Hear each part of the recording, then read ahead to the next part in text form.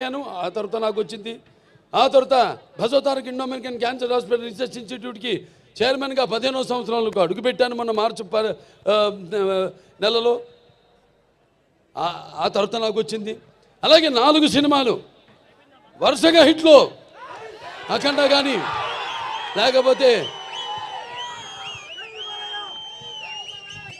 వీరసింహారెడ్డి కానివ్వండి, నెలకొండ భగవంత్ కేసరి కానివ్వండి, ఆ తర్వాత డాకు మహారాజు కానివ్వండి, 4 సినిమాలు హిట్ల తర్వాత దాని తర్వాత 50 సంవత్సరాలుగా హీరోగా ప్రపంచంలో ఎవడు లేడు.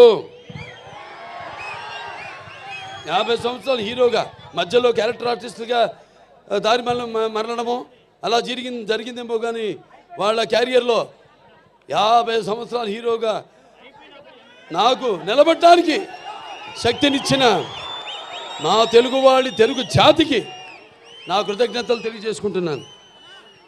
ఏదైనా ఇప్పుడు బాలకృష్ణ గురించి చాలా రకాలుగా మాట్లాడుకుంటారు.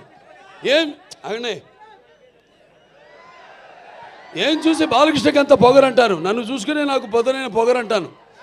ఎవరు చూసి అంత ధైర్యం అని అంటుంటారు నన్ను చూసి.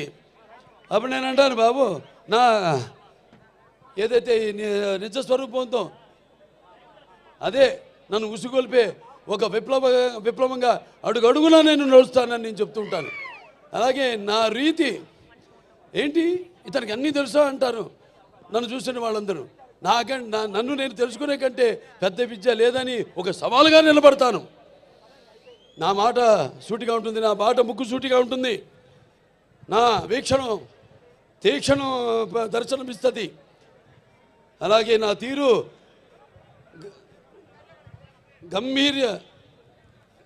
ఒక గాంభీర్య రూపంగా వెలుగుతూ ఉంటుంది.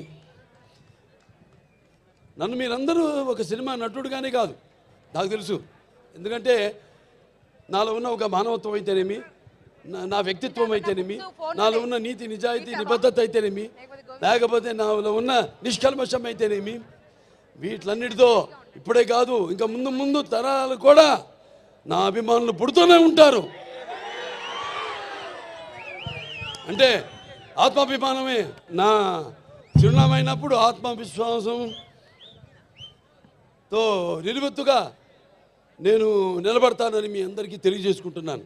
అదే మీరు హిందూపురం ప్రజలందరూ కూడా అవే చూపారు. మీరు కూడా ఆదరాభిమానాలు ఏదైతే నేను నాలో ఉన్న కోణాన్ని చెప్పాను, కోణాలన్నీ అలాగే మీరందరూ కూడా ఆ నీతి నిజాయితీ నిబద్ధత, ఆ నిష్కల్మషం, ఆ నా వ్యక్తిత్వాన్ని గౌరవించి ఆదరించి మీరందరూ కూడా మూడోసారి ఒక నటుడైనంత మాత్రాన ఎమ్మెల్యే అవ్వాలని లేదు. వరుసగా ఎంతోమంది వచ్చారు రాజకీయాల్లోకి, ఇవాళ నామరూపాలు లేకుండా పోయారు, అడ్రస్ లేకుండా పోయారు.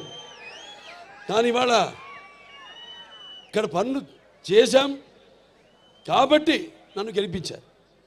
ఊరికేదో సినిమా యాక్టర్ లేకపోతే రామారావు అబ్బాయి అయినంత మాత్రాన పనులు చేయాలి. ఎంతో కొంత మనం సమాజానికి కూడా మన వంతు బాధ్యత ఉంది ప్రతి ఒక్కరి మీద. అందరూ కూడా మన వంతు మనం సంపాదించిందే కాదు, ప్రజలకి ఎంత మనం తిరిగి సమాజానికి ఇచ్చాం అన్నది చాలా ముఖ్యం. అప్పుడే మనం చరిత్రలో చిరస్థాయిగా నిలిచిపోవడం కోసం కాదు. ఎన్నో పాత్రలు చేశాను నేను, అద్భుతమైన పాత్రలు. నాన్నగారు కూడా చేయలేని పాత్రలు, చేయలేని పాత్రలు చేశాను. అందులో ముఖ్యంగా గౌతమిపుత్ర శాతకర్ణి సినిమా. ఆ సినిమా నాన్నగారు చేద్దామనుకున్నారు, కొన్ని అనివార్య కారణాల వల్ల చేయలేకపోయారు.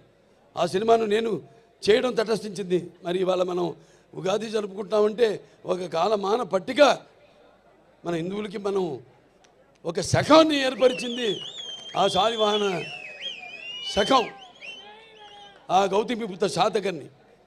అలాగే సారే జహాసే హిచ్చా, అలాగే సారే జహాసే హెచ్చా హిందూ సీతా హమారా, హమ్ బుల్బులే ఇస్కే ఏ గుల్ సీతా హమారా. ఇక్కడ ఒక సర్వమత సౌభ్రాతృత్వానికి, రక్తానికి జాతి లేదు, మాంసానికి మతం లేదు, చర్మానికి కులం లేదు అని చెప్పడానికి ఒక నిదర్శనం, ఒక ఆదర్శం మన హిందూపురం. ఇక్కడ అందరూ ముస్లిం మైనారిటీలు అయితేనేమి, హిందువులు అయితేనేమి, క్రైస్తవులు అయితేనేమి అందరూ కూడా ఒక కుటుంబ సభ్యులుగా అందరూ కూడా ఇక్కడ సమాజ స్థాపనం చేసి ఇక్కడ అందరూ ఒక మంచి చల్లని